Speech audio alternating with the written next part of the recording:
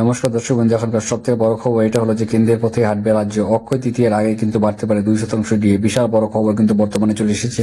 তো আপনাদের জন্য কিন্তু ডিএ বাড়তে চলেছে নবান্নের তরফ থেকে, এবং অর্থমন্ত্রী চন্দ্রিমা ভট্টাচার্য এবং মাননীয় মুখ্যমন্ত্রী মমতা বন্দ্যোপাধ্যায় কিন্তু রাজ্যসহী কর্মচারীদের জন্য অক্ষয় তৃতীয়ার আগে কিন্তু একটা 2% ডিএ কিন্তু বৃদ্ধি করতে চলেছে। কারণ কেন্দ্র সরকার অলরেডি 2% ডিএ বৃদ্ধি করেছে, এবং সুপ্রিম কোর্টে কিন্তু অলরেডি ডিএ কোর্ট কেস নিয়ে কিন্তু বেশ সমস্যার মধ্যে রয়েছে মাননীয় মুখ্যমন্ত্রী মমতা বন্দ্যোপাধ্যায়ের সরকার।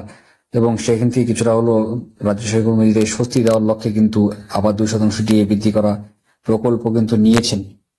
তা আপনারা সকলেই জানেন যে কেন্দ্রীয় হারে ডিএ দাবি করেছেন রাজ্য সহকর্মীরা, কিন্তু তাদের সমস্ত দাবি না মিটিয়ে কিছুটা যদি মেটানো যায় তাহলে তাদের কিন্তু কিছুটা রাগ কমানো যেতে পারে। তাই কিছুটা হলো অক্ষয় তৃতীয়ার আগে কিন্তু 2% কেন্দ্রীয় মতো কিন্তু ডিএ বাড়ানোর সম্ভাবনা রয়েছে। তো আশা করি আজকে ভিডিও আপনার ভালো হয়েছে।